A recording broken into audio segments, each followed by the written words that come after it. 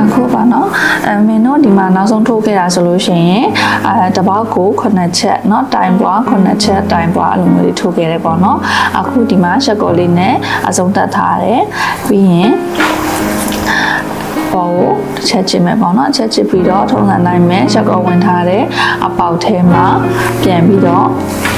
တိုင်းထိုးမယ်ပြီးရင်ဘေးနားတိုင်လေးတွေမှာတပေါက်တစ်တိုင်းစီလိုက်ထိုးသွားမယ်ပေါ့နော်အဲလေးကိုမကြိတ်လေးပြန်မှတ်ထားပေါ့နော်ပြီးရင်တပေါက်တစ်တိုင်းထောက်လျှောက်ထိုးသွားပါမယ်တိုင်တူလေးတွေပေါ့နော်တပေါက်တစ်တိုင်းထောက်လျှောက်ထိုးသွားပါမယ်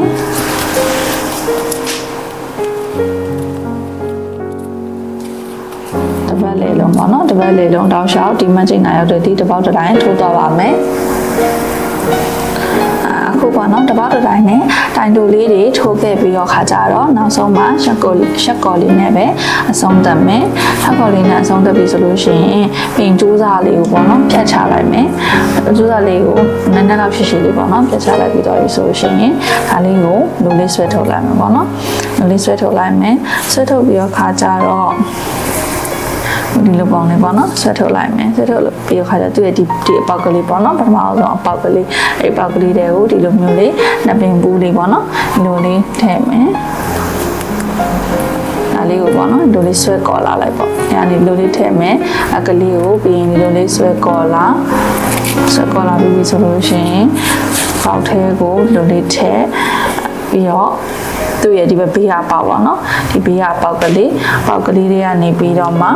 ဒါလေးကိုပြန်ပြီးတော့ပေါ့เนาะ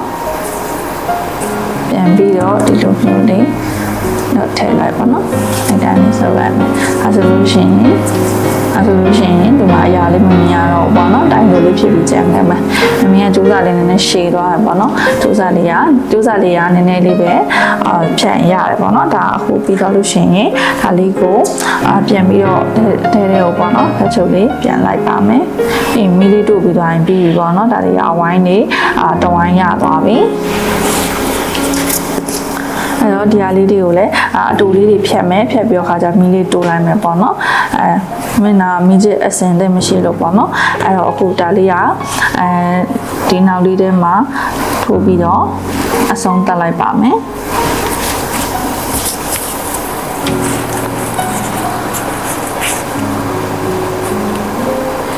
ရတယ်ပေါ့နော်ကိုထိုးချင်တဲ့အပေါက်ထဲထိုးလိုက်ရတယ်ဒီလိုမျိုးလေးအဆုံးတက်သွားပြီဆိုလို့ရှိရင်ရပြီပေါ့နော်3-4ချက်လောက်ပေါ့နော်အဲ့လိုမျိုးလေးတုပ်လိုက်ပေါ့အဲ့လိုမျိုးလေးတုပ်လိုက်တွားပြီဆိုလို့ရှိရင်မီးချစ်ကလေးနဲ့ကျိုးစားလေးဖြတ်ပြီးတော့မီးချစ်ကလေးနဲ့တိုးလိုက်အဲ့ဒါဆိုလို့ရှိရင်ဒါကပထမဦးဆုံးတဝိုင်းပြီးသွားပြီပေါ့နော်ပြီးကျိုးစားလေးဖြတ်လိုက်ပေါ့နော်အဲ့ဆိုလို့ရှိရင်ပထမဦးဆုံးတဝိုင်းလေးပြီးသွားပါပြီအဲ့တော့နောက်ထပ်တစ်ခုကိုလည်းပေါ့နော်ဒီတိုင်းလေးပဲနောက်ထပ်တဝိုင်းဒီပုံစံတိုင်းတစ်ထပ်တည်းတူအောင်လိုက်ပြီးတော့ထိုးပါမယ်အခုပေါ့နော်ဒီမှာဆိုလို့ရှိရင်နောက်ဝိုင်းထိုးပြီးသွားပါပြီနောက်ဝိုင်းထိုးပြီးသွားပြီဆိုလို့ရှိရင်အခုဒီဒါလေးပေါ့နော်ဒီခုထိုးထားတဲ့အဝိုင်းလေးကိုကြတော့ဒါကတော့ဟိုပါပေါ့ရှက်ကော်နဲ့ဆက်ပြီးတော့ပြန်ပြီးတော့သိမ်းမယ်ဒါပေမဲ့ဒီဘက်မှာကြတော့ကြိုးစားအောင်မဖြတ်တော့ဘူးပေါ့နော်ကြိုးစားမဖြတ်တော့ဘဲနဲ့အဲ့အဝိုင်းလေးနှစ်ခုကိုပြန်ပြီးဆက်ပါမယ်ထုံးစံအတိုင်းပဲပထမဦးဆုံးပေါ့နော်ပထမဦးဆုံးအပေါက်ကိုရှက်ကော်လေးနဲ့ဆက်မယ်ချက်ကော်လေးနဲ့ဆက်လိုက်ပြီပြီးတော့လို့ရှိရင်ချိန်လေးအားလုံးပေါင်း18ခုတက်မယ်ပေါ့နော်1 2 3 4 5 6 ဒီနေ့တော့6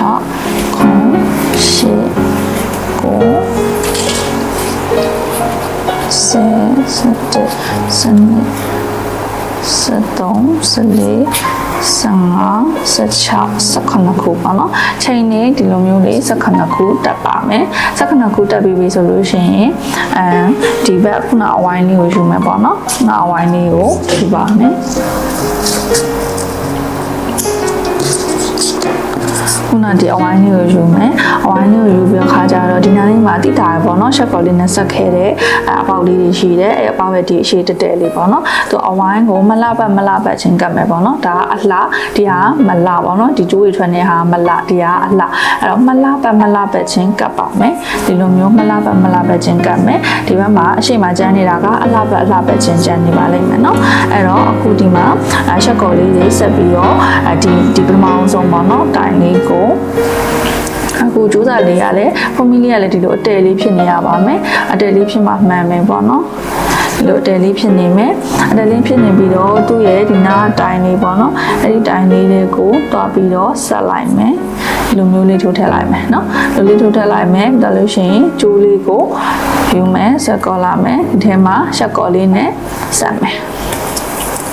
အဲ့ဒါလို့ရှိရင်ဒီလိုပုံစံလေးရပါမယ်ဒါဒီဟာလည်းအလှဒီ just ပေါ်ဖုံမီလေးတွေကလည်းအလှဒီဟာလည်းအလှအကုန်လုံးအလှဖြစ်နေရပါမယ်အလှဖြစ်မှမှန်မယ်ပေါ့နော်ဒီခါလေးကျလို့ရှိရင်ဒီဘက်မှာဒီလိုမျိုးပုံစံတွေလည်းဖြစ်နေတတ်တယ်ပေါ့နော်အကုန်လုံးဒီဖုံမီကလည်းအတက်ဖြစ်မှတော့အမှန်ဖြစ်ပါမယ်အခုဒါရှက်ကော်လေးနဲ့ဆက်လိုက်ပြီးရှက်ကော်လေးနဲ့ဒီမှာဆက်ပြီးပြီဆိုလို့ရှိရင်တစ်ချက်ကျင်မယ်ကျင်ပြီးတော့ဆိုလို့ရှိရင်ဒီဘေးကိုလှည့်လိုက်မယ်အခုဒီမှာပေါ့နော်ခြေဝင်ထားတဲ့အပေါက်ရှိတယ်ခြေဝင်ထားတဲ့အပေါက်မဟုတ်ဘူးသူရဲ့ဒီဘက်ဘေးကအပေါက်ပေါ့နော်ခြေဝင်ထားတဲ့အပေါက်ရဲ့ဒီဘေးကအပေါက်ထဲမှာတပေါက်တစ်တိုင်းနဲ့ပေါ့နော်တိုင်တူလေးတွေထိုးခဲ့ပါမယ်တပေါက်တစ်တိုင်းနဲ့ပေါ့နော်ဆုံးထိရအောင်တိုင်တူလေးထိုးပါမယ်ဆိုရင်1 2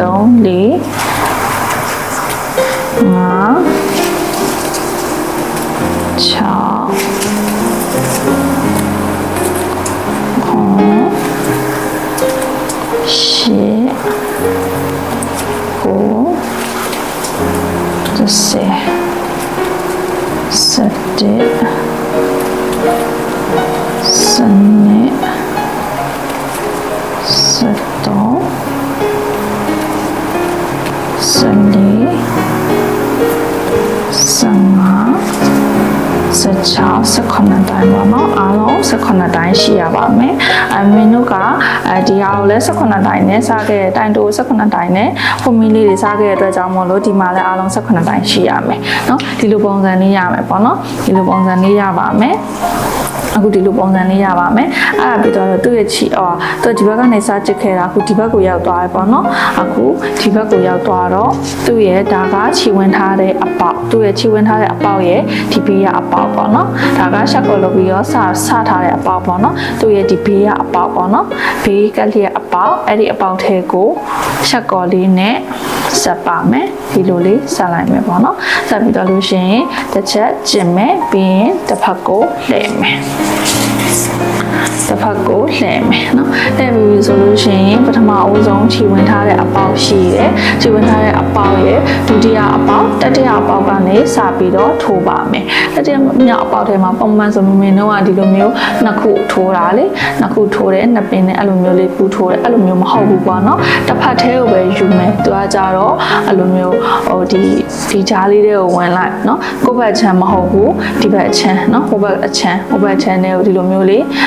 လိုမျိုးလေးယူပြီးတော့ဒါကိုရှက်ကော်လေးတစ်ချက်ကျလိုက်ပါမယ်နောက်ထပ်သူ့ရဲ့ဘေးကအပေါက်ထဲကိုလည်းအဲ့လိုပဲသူ့ရဲ့တရားလေးကိုလူမျိုးလေးယူမယ်ဟိုဘက်ပေါ့နော်ဟိုဘက်ကိုရှက်ကော်လေးနဲ့အဲ့လိုမျိုးနှစ်ချက်ကျလိုက်ပါမယ်ဒီတိုင်းလေးရမယ်ပေါ့နော်အဲ့ဒါပြီးသွားလို့ရှိရင်တိုင်တော်လေးတွေအားလုံး73နိုင်ထိုးမယ်73နိုင်ထိုးမယ်အဲ့ဒါတွေအကုန်လုံးကလည်းသူကအဲ့လိုမျိုးဟိုတစ်ဖက်ထဲကိုပဲယူပြီးတော့ကျစ်ပြီးတော့ပဲထိုးမယ်ပေါ့နော်အဲ့ဒါမှဟိုမြင်းချောင်းပုံစံလေးတွေပေါ်လာမှာထပ်ပုံစံလေးတွေပေါ်လာမှာပေါ့နော်အဲ့အတွက်ကြောင့်မလို့သူရဲ့ဒီဘေးရပေါ့နော်ဒီဘက်ဘေးဒီဘက်မှာနှစ်ပင်ရှိတာမင်းဒီဘက်ချမ်းမဟုတ်ဘူးမင်းဒီဘက်အချမ်းမဟုတ်ဘူးဟိုဘက်ချမ်းပေါ့နော်ဟိုဘက်ချမ်းကိုပဲယူပြီးတော့တိုင်တိုလေးတွေအားလုံး73နိုင်ထိုးသွားပါမယ်တစ်တိုင်းနှစ်တိုင်းသုံးတိုင်းလေးတိုင်းဟိုမြန်နေဖြည်းဖြည်းလေးပြပေးမယ်နော်ဒီမှာဒီထဲကိုမလို့လေး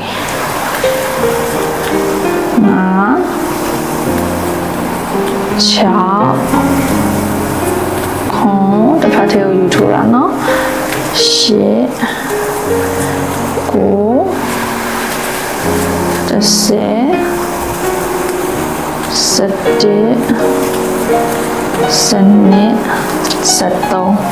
နော်73မင်းတို့အားလုံးစက်ခွန်လေစက်ခွန်ဆိုတော့ဒီဘက်မှာနှစ်ကရှက်ကောစက်ခဲ့တယ်ဒါနှစ်က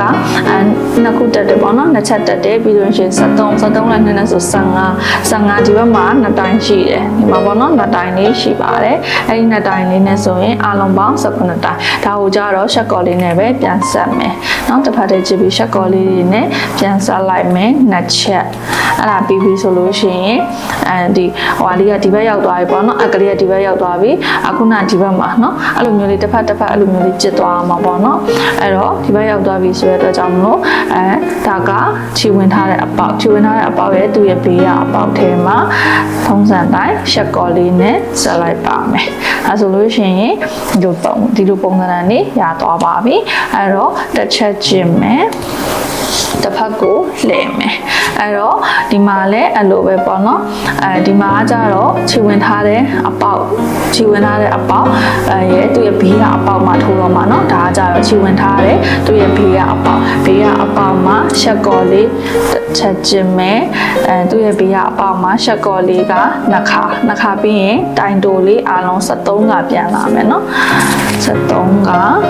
1 2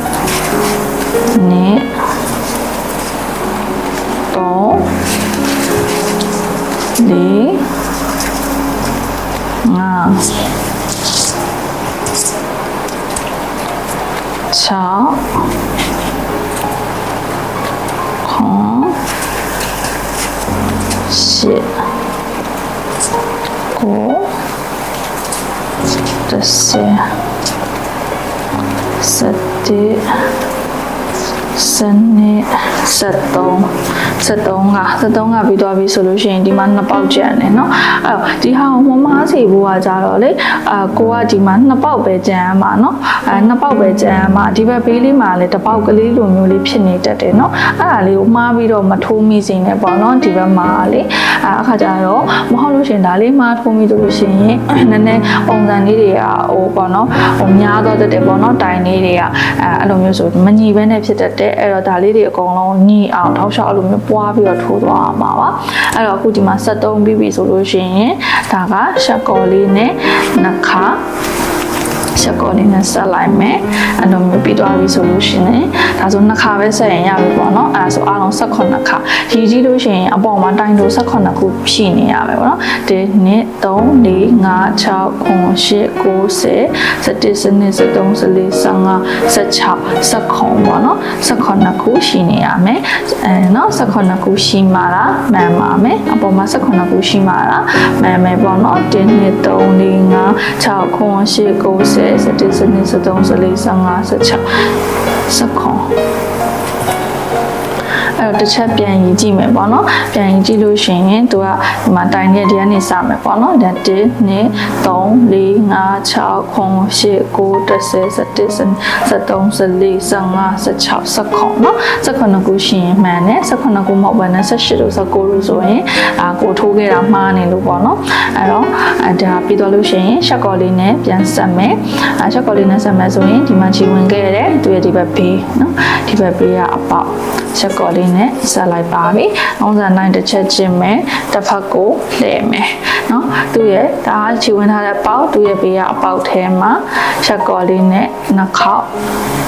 ထိုးမယ်။တစ်ချက်နော်ရှက်ကော်လေးနှစ်ခါပြီးတော့လို့ရှိရင်တိုင်တူ73ကလာမယ်။နဲ့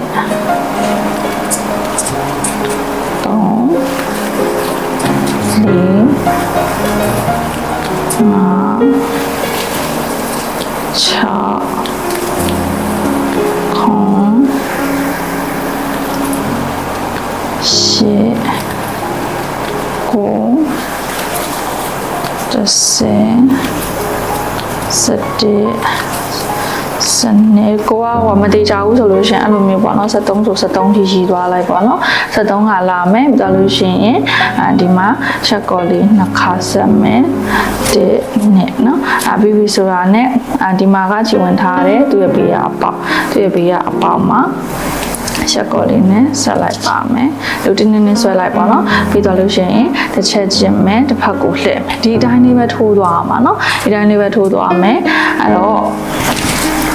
ဘယ်ထိရအောင်ထိုးသွားအောင်မလဲဆိုလို့ရှိရင်အခုဒါဒီတိုင်းလေးရမယ်ဒီမှာဆိုလို့ရှိရင်ရုပ်လုံးမပေါ်သေးဘူးပေါ့နော်ဒီလိုပုံကရုပ်လုံးမပေါ်သေးဘူးတောက်လျှောက်တော့ဒီလိုမျိုးဒီလိုပုံစံဖြစ်သွားမှာနော်ဒီဟာလေးကိုနှစ်ဖက်ပူလို့ရှိရင်ဒီလိုပုံစံလေးဖြစ်သွားမှာနော်ဒီလိုပုံစံလေးဖြစ်သွားပြီဆိုဒါဆိုမျက်စိရဲ့နည်းနည်းလေးမြင်လာပြီအဲ့ဒါပြီးတော့သူကနေပြီးဒီကနေတောက်လျှောက်ထိုးသွားမှာနော်ထိုးသွားမယ်ဒီလို white သွားမယ်နော် white သွားမယ်ဒီဘက်ထိဒီလိုမျိုး white သွားမယ်နော်အဲ့တော့ဒီနားမှာနောက်ဆုံးဘယ်နှပေါက်ခြံခဲ့ရမလဲဆိုတာကိုမင်းတစ်ချက်ပြန်ပြီးတော့ပြောပြပါမယ်အခုဆိုလို့ရှိရင်ပေါ့နော်မင်းတို့အခုထိုးလာတာအားလုံးပေါ့နော်ဒီလောက်ထိလျှောက်သွားပြီဒီမှာကဘယ်နှပေါက်စီနောက်ဆုံးခြံခဲ့ရမလဲဆိုလို့ရှိရင်ဒီနားလေးမှာ17ပေါက်ပေါ့နော်17ပေါက်ကြီးကြည့်လိုက်တယ်ဆိုလို့ရှိရင်ဒီမှာခြေဝင်ထားတယ်ပေါ့နော်ဒီကနေဆိုလို့ရှိရင်1 2 3 4 5 6 9 10 11နော်17လောက်ထန်လို့ရတကယ်လို့ကိုကဒီလိုပုံစံမကြိုက်ဘူးနည်းနည်းလေးကျဲကျနေဆိုလို့ရှိရင်တော့ကိုကဒီလောက်လောက်ကလေးပေါ့နော်ခြံလို့ရပါတယ်အဲ့တော့မမေကတော့အားလုံး17ပေါက်လေးခြံခဲ့တယ်ဘာလို့ဆိုသူ့ရဲ့အနေထားလေးနဲ့ပေါ့နော်အတော်ပဲပေါ့ဒီအဲ့အနေထားအဲ့တော့အခုကဲဒါဆိုလို့ရှိရင်အခုဒီမှာပေါ့နော်ဒါကခြီးဖြတ်လိုက်တော့မယ်ပေါ့နော်ခြီးဖြတ်လိုက်တော့မယ်တစ်ချက်ချစ်မယ်ချစ်ပြီးတော့ဒီဟာကိုထိုးစာလေးကိုဖြတ်ချလိုက်ပါမယ်ပြီးတော့ခြီးစာလေးသုံးစံတိုင်းသိမ့်မယ်ပေါ့နော်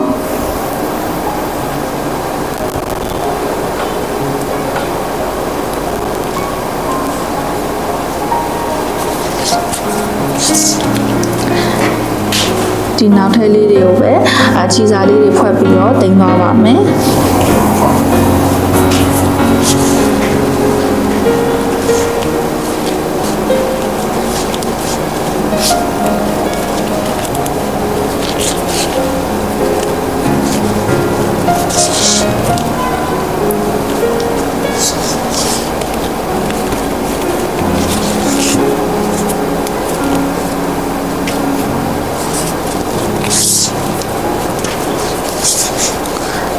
ဟိုပုံနေနေရလို့မရှိဘူးပေါ့နော်ကိုတိန်းချင်တဲ့နေရာလေးတိန်းလို့ရရနော်နောက်ထပ်လေးကိုဟိုတက်ရလေးနဲ့ခြေစာလေးတိန်းလိုက်ရင်ရပါပြီ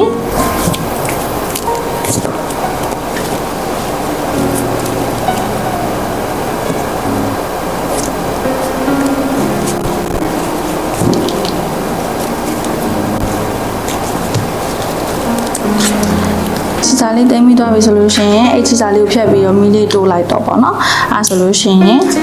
အခုအဖုံးတရားလေးပြီးသွားပြီပေါ့နော်ကိုယ်ရယ်လေးအခုပြီးသွားပါပြီ